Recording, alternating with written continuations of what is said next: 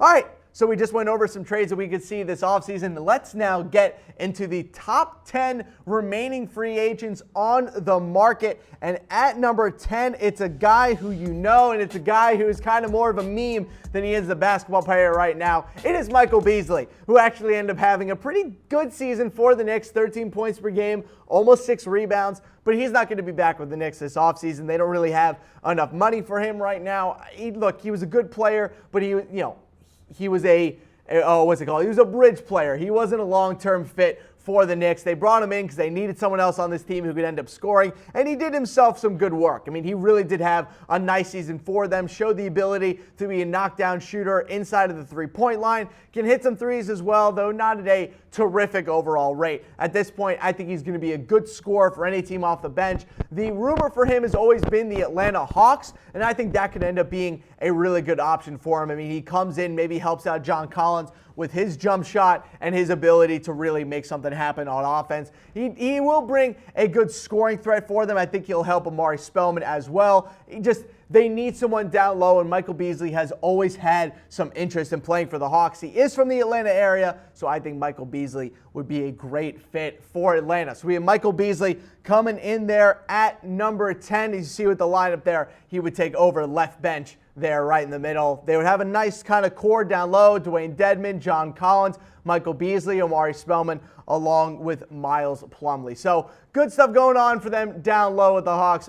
Michael Beasley coming in there at number 10. All right, let's get into our number 9 free agent. We have Jamal Crawford, who I'm still surprised is on the board, though he isn't really the player that he used to be. Had a pretty bad season last year with the T-Wolves, only 10 points per game, dealt with various injuries, didn't really get too many minutes as well, though Jamal Crawford, Jay Crossover, still one of the better bench guys in terms of shooting in the NBA.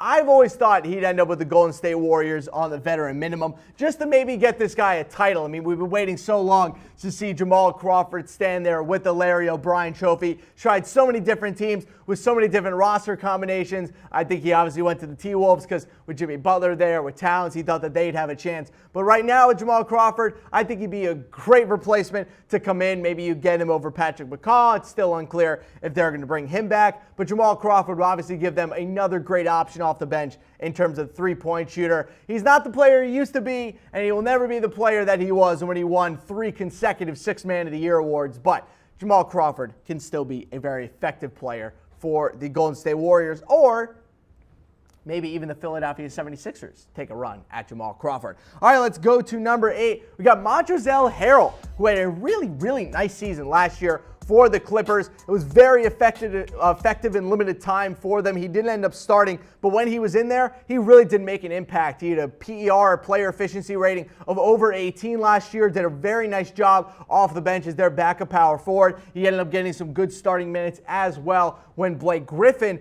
ended up getting traded. So I think Harrell ends up back on the Clippers. I don't really see a reason for him to leave at this point. I don't see a lot of money out there for him either. I just can't see another team giving him a huge contract, especially when he doesn't have a ton of experience starting. But he'll still be a player for them next year. I don't think he's a starter right now for the Clippers. I think they're going to go with the starting lineup that looks something like this, with Teodosic along with Patrick Beverley, Tobias Harris, Marcin Gortat, and Gallinari. Now, obviously, with the Clippers, there are a multitude of different starting lineups that they could throw out there. Shai Gilgeous-Alexander at the 1, Avery Bradley starting, or Lou Williams, Jerome Robinson. There are many different starting lineup combinations for the Clippers, but this would be my best guess right now. They could totally change it by tomorrow, but we'll see. But as of right now, Montrezl Harrell coming in at number 8. He could be a really nice player for them.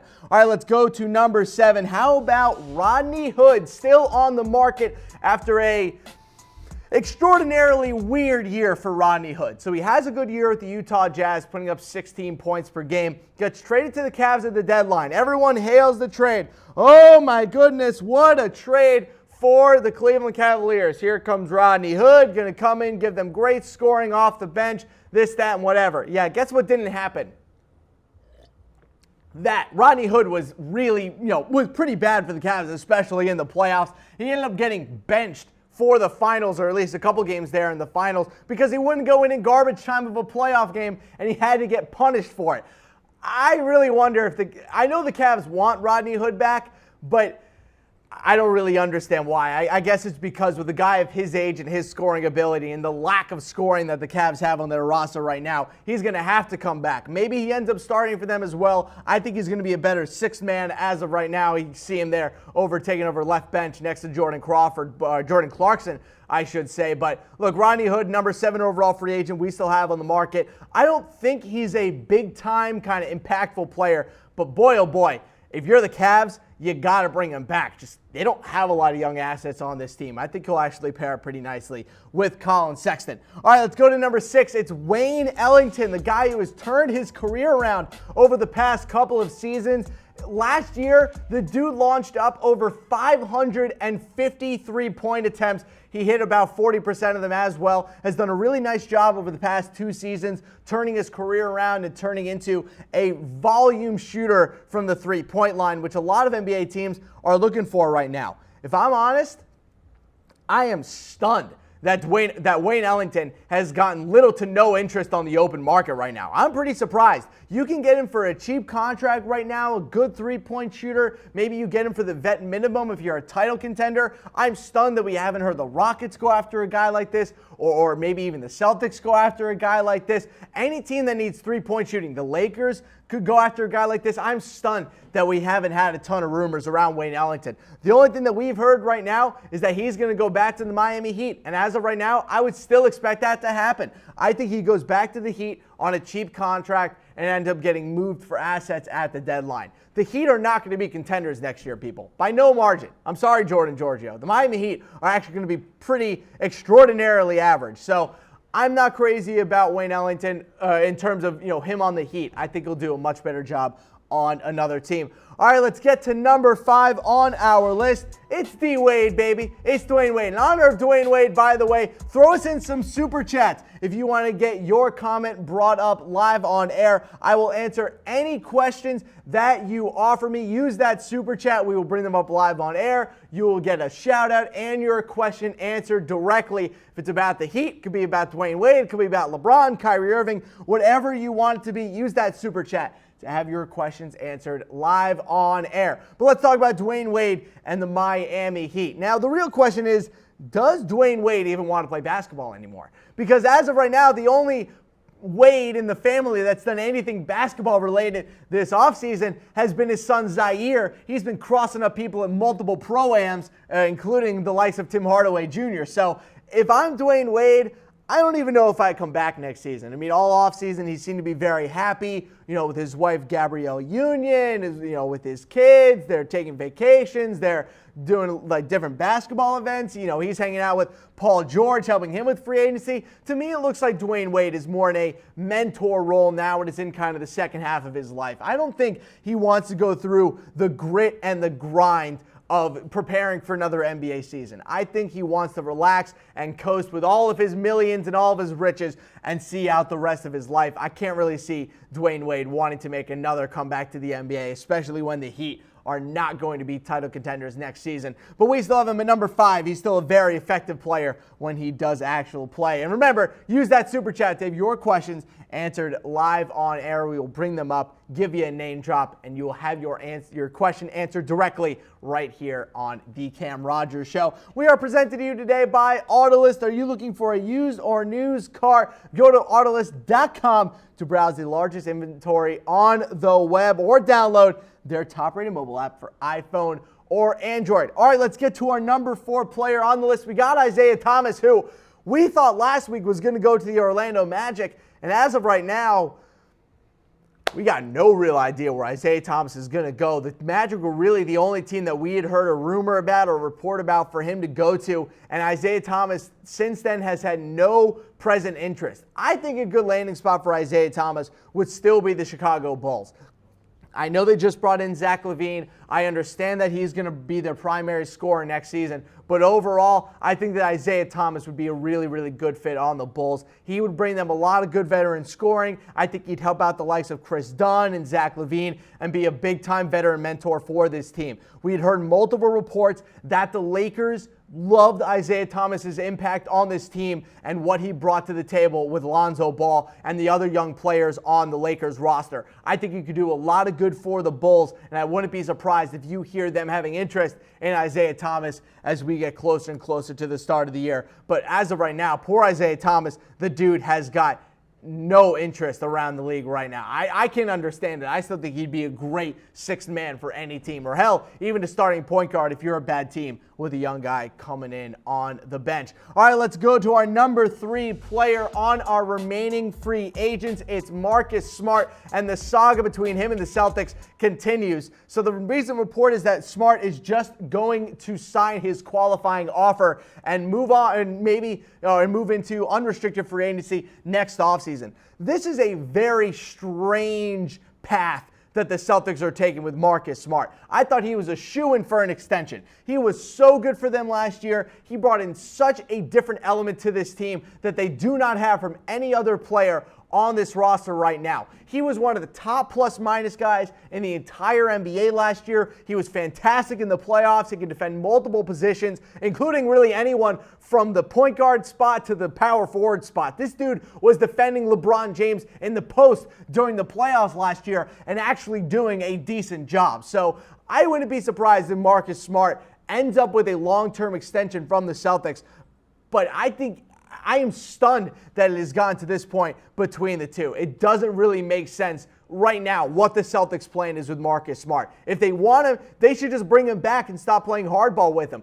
I think they're worried right now with Kyrie Irving. I think this whole Kyrie up in the air with the Knicks thing is really throwing the Celtics for a loop because they can't plan long term. They can't plan to have Marcus Smart there long term if they know that they're going to have to fight with the Knicks for Kyrie Irving next offseason. So we saw with LeBron, all those one-year contracts and all that short-term thinking hurt the Cavs in the now. They couldn't get Paul George to commit because LeBron couldn't commit. Now they're having issues committing themselves to Marcus Smart because Kyrie won't commit to the Celtics long term. I think this whole Kyrie Irving issue is starting to have some long-term reverberations for the Celtics starting here with Marcus Smart. Let's go to number 2 for our top 10 remaining NBA free agents. We got Jabari Parker. I understand that I might be his last remaining super fan left in the media, but I still can't believe that Jabari Parker has had such little interest this summer. We are, 4 years removed from Jabari Parker being one of the top high school recruits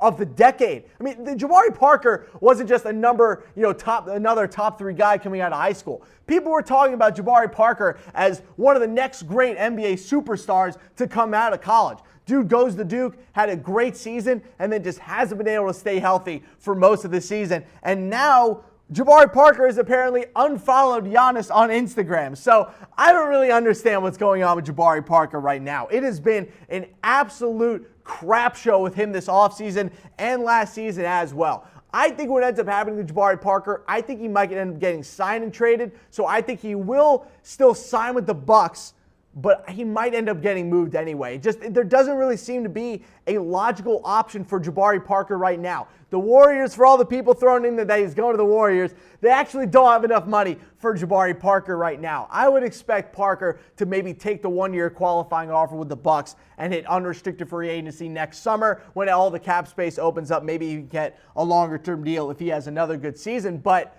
look, the Bucks already gave his spot away. They already gave Ersan Ilyasova 3 years and $21 million. So if you're Jabari Parker, how much playing time are you really going to get on the Bucks next season? He's got a lot of questions to ask. It's a very weird situation right now for Jabari Parker. I think he'll end up back on the Bucks, but man, his market has not materialized the way that I certainly thought it was going to. All right, let's get to our number 1 free agent still on the market. We've talked about him multiple times this offseason, and it's still obvious he is heading back to the Rockets. It is Clint Capela. Look, I'm stunned as of right now that we haven't gotten a ton of offer sheets for Clint Capela. Now, I do think that Zach LaVine getting an offer sheet and Kyle Anderson getting an offer sheet could open up the possibility of Clint Capela getting something on the open market. Now, the only issue is that there aren't a ton of teams out there with enough money to give to Clint Capela and giving him a long-term offer sheet. And I think that's what the Rockets are waiting for. I think they look around the NBA and go, hey, Not a lot of people can give him a ton of money. We're just going to wait, maybe see if we can get him on a discounted contract at the end of the offseason. Though, if I'm Clint Capela, I take that 1-year qualifying offer, and then I am OUT out of here. I got nothing left to give to this Rockets team if they won't give me a max deal after the season that I had last year. He may not be worth a max deal. You know, we're NBA fans, so we can kind of judge the value of max players differently. But if you're the Rockets, Clint Capela is certainly a max player to you because you do not have a lot of defensive options down low outside of Clint Capela. He really is the best defensive player that they have on that team right now. And if they lose him, they got nothing around the rim. Who are they going to start at center? Nene? Ancient Nene at 42 years old? Clint Capela right now, there's a 100% chance he ends up back on the Rockets this season. I don't expect him to go to anyone else, but I wouldn't be surprised if over the next couple of days you maybe hear the Kings throw him an offer sheet just to mess with the Rockets. Maybe you see the Bulls throw him one as well, or any team that has money. I think we saw this Zach LaVine contract. I know the Kings really wanted him, but that was clearly a way for the Kings to put the Bulls, who were going to have a lot of cap space in the future, put them in a little bit of cap problems. I think we could see another team do the same to the Rockets now that they're locked up with both James Harden and Chris Paul. You lock them up for a big contract with Clint Capela, that's going to get them in big-time trouble for the next couple of seasons, especially in terms of the cap. All right, let's go through our top 10 free agents still on the board. We got Michael Beasley, Jamal Crawford, Montrezl Harrell, Rodney Hood, Wayne Ellington, and then our top 5, we got D. Wade, Isaiah Thomas, Marcus Smart, Jabari Parker, and Clint Capela.